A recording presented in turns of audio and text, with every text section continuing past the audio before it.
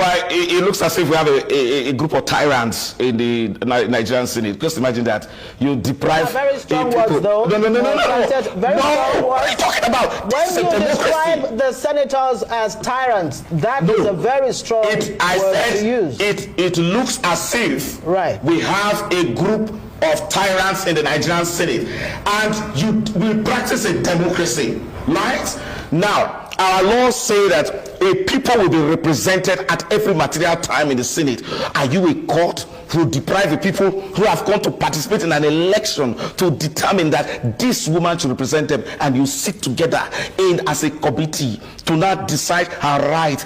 And your committee is not impartial, your committee is not independent, and you deprive the whole people of that constituency in Kogi State of representation. What are you talking about? And you say you are a democracy, and then you are telling me about fair hearing? Let me tell you something. There are what we call hierarchy of laws in our country. The Constitution sits at the top, followed by laws made by the National Assembly, followed by laws made by the House of Assembly. Also, we have regulations by ministers and rules made by the Chief Judge or by the Senate. Rules are not meant to be laws that are so technical, that are so rigid. They are meant to assist the application of the law to attain justice. If somebody is not present, you give the person an opportunity to come. If the person makes a mistake, whether signing a petition when he ought not to sign, there is no law against it. There are provisions for regularization. Senior advocates and lawyers make such mistakes against the rules of court every time. Let me just follow up there, because you didn't really answer that question. Frank, you haven't answered my question.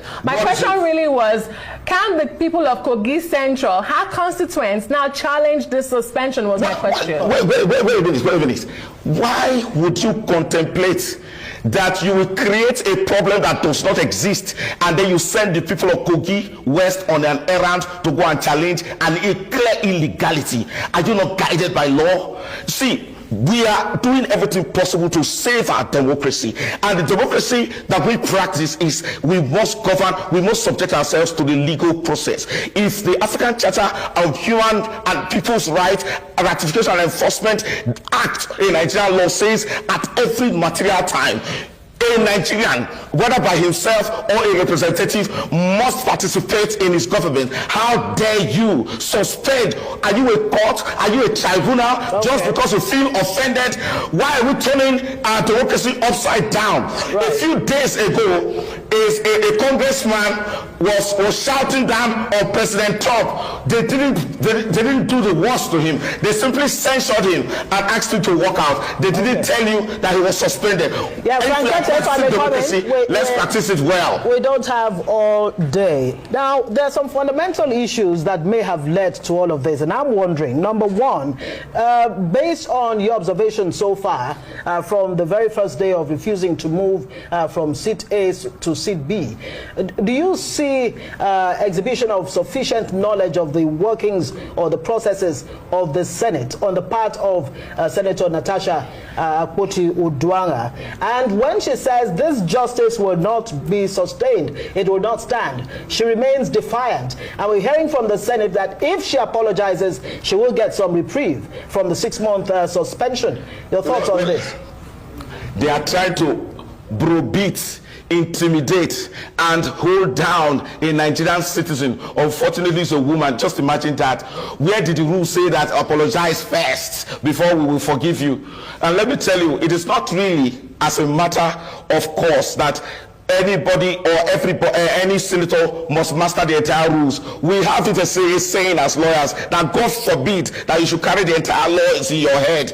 And if a senator makes a mistake, it is a mistake, and that's why it's meant to be corrected and not to be used against her. And it happens, not all of them there understand the rules of the Senate. And every time when distinguished Senator Ifeadika-nwanne was there, he kept on lecturing them every now and then while he was in the Senate. How can they now latch on a simple mistake or a misnomer? And let me tell you, if you see, you don't even need to understand the English language or speak it so correctly to be a senator or a representative, provided you are able to represent your people. So what are we turning this thing into? All right. She has done creditably well, and she is even more articulate, far more articulate than these persons who have put her on trial so unfairly. What kind of country? Frank, we're almost out of time. The very last question, very briefly.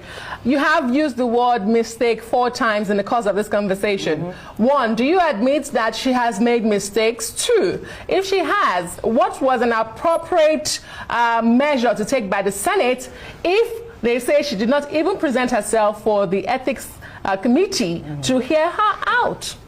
Look, that woman, that respectable, distinguished senator of Nigeria did not make a mistake. I cited for an example. Let me be honest with you. See, a person is entitled to reasonable perception.